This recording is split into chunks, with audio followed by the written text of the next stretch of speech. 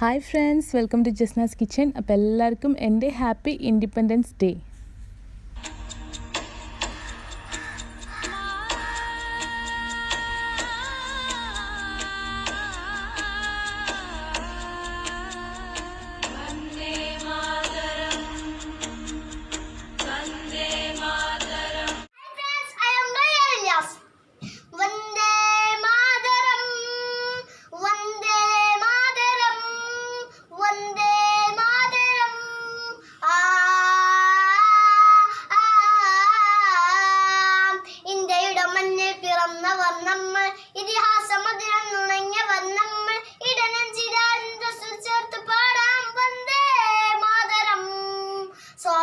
മധുരം നുണഞ്ഞ വന്നമ്മൾ അഭിമാനസാരം മറിഞ്ഞ വന്നമ്മൾ ഇമ്മ പൂട്ടി രാജ്യത്തെ മനസ്സോടെ പാടാം വന്ദേ മാതരം. അപ്പോൾ നമ്മളിവിടെ ഫ്ലാഗ് പോലൊരു പുഡിംഗ് ആണ് ഉണ്ടാക്കാൻ പോകുന്നത്.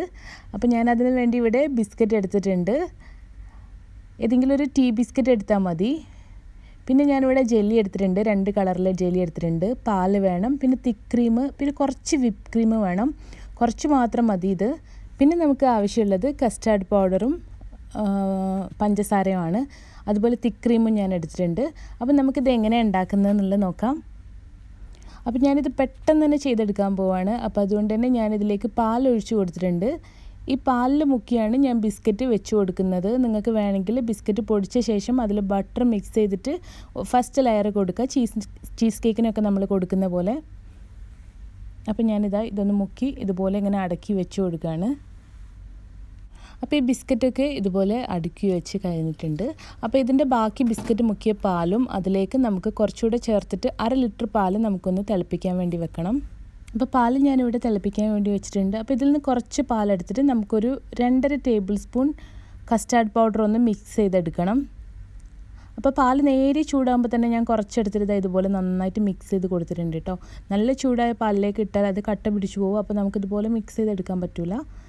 അപ്പോൾ ഇത് നന്നായിട്ട് മിക്സ് ചെയ്തെടുത്തിട്ടുണ്ട്. ഇനി പാല് ചൂടായി വരുന്നുണ്ട്. നമുക്കിതിലേക്ക് ആവശ്യത്തിനുള്ള പഞ്ചസാര ചേർത്ത് കൊടുക്കുക. എന്നിട്ട് നന്നായിട്ടൊന്ന് മിക്സ് ചെയ്ത് കൊടുക്കുക കേട്ടോ. ഈ പാലിൻ്റെ തീ ഒന്ന് കുറച്ച ശേഷം നമുക്കിതിലേക്ക് ഈ നേരത്തെ കലക്കി വെച്ച കസ്റ്റാർഡ് മിക്സ് ഒഴിച്ച് നന്നായിട്ടൊന്ന് മിക്സ് ചെയ്ത് കൊടുക്കണം. അപ്പോൾ ഇനി കൈ ഇളക്കാതെ മിക്സ് ചെയ്ത് കൊടുക്കുക കേട്ടോ. കാരണം കൈ നമ്മൾ മാറ്റിയാൽ പിന്നെ ഇത് ചിലപ്പോൾ കട്ട പിടിച്ചു പോകും. അപ്പോൾ നന്നായിട്ടൊന്ന് മിക്സ് ചെയ്തിട്ട് ഇത് പെട്ടെന്ന് തന്നെ കുറുകി കിട്ടും. അപ്പോൾ ഇത് നമുക്ക് അടുപ്പിൽ നിന്ന് മാറ്റി വെക്കാം നന്നായി കുറുകി വന്ന ശേഷം. ഇനി നമുക്കിതൊന്ന് കുറച്ച് ചൂടാറിയ ശേഷം ഈ ബിസ്ക്കറ്റിൻ്റെ മേലേക്ക് ഒഴിച്ചു കൊടുക്കുക. അപ്പോൾ ഇതൊന്ന് ചൂടാറിയ ശേഷം നമുക്ക് ഫ്രിഡ്ജിൽ വെച്ച് സെറ്റ് ചെയ്യാം കേട്ടോ. അപ്പോഴേക്കും നമുക്കിതിൻ്റെ മേലേക്ക് ഇടാനുള്ള ജെല്ലി റെഡിയാക്കി എടുക്കുക. ഇതൊന്ന് ഒരു മണിക്കൂറെങ്കിലും വെച്ചൊന്ന് തണുത്ത ശേഷം വേണം ഈ ജെല്ലി റെഡിയാക്കാൻ. അപ്പോൾ ഞാനിതാ ഒരു പാത്രത്തിലേക്ക് ഗ്രീനും ഇട്ട് കൊടുത്തിട്ടുണ്ട്, ഒരു പാത്രത്തിലേക്ക് ഓറഞ്ച് ജെല്ലിയും ഇട്ട് കൊടുത്തിട്ടുണ്ട്.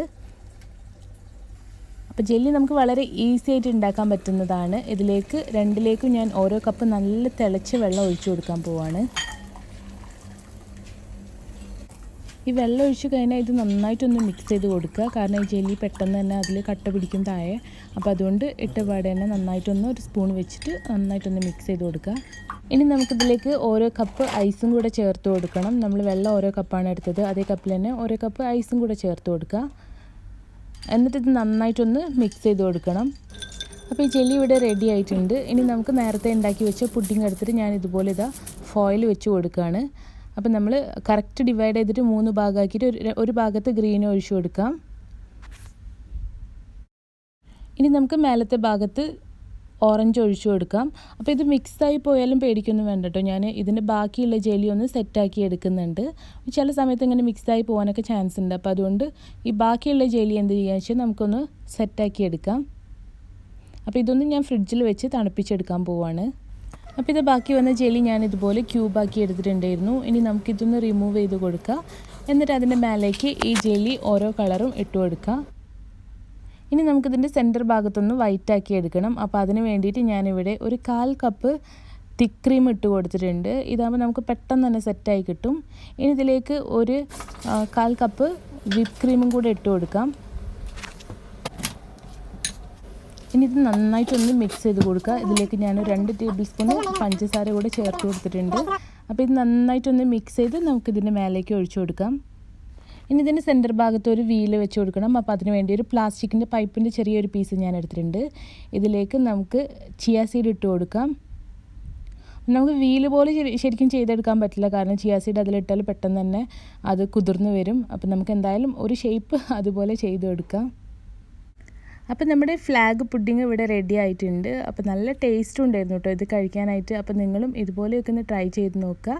ഇനി ഒരു ഇൻഡിപെൻഡൻസ് ഡേ വരുമ്പോൾ ഇതുപോലെ ഒരു ഫ്ലാഗൊക്കെ ഉണ്ടാക്കി നോക്കുക കേട്ടോ. പിന്നെ ഞാനിതിൻ്റെ കൂടെ കൊടുത്ത വീഡിയോ അതെൻ്റെ അനിയത്തിയുടെ മക്കളാണ്, റഹിയാനും സഫ്വാനും. അപ്പോൾ അവർ സ്കൂളിലേക്ക് വേണ്ടി എടുത്ത പ്രോഗ്രാമിൻ്റെ കുറച്ച് ക്ലിപ്സും കൂടെ ഞാനിതിൻ്റെ കൂടെ ചേർത്തതാണ്.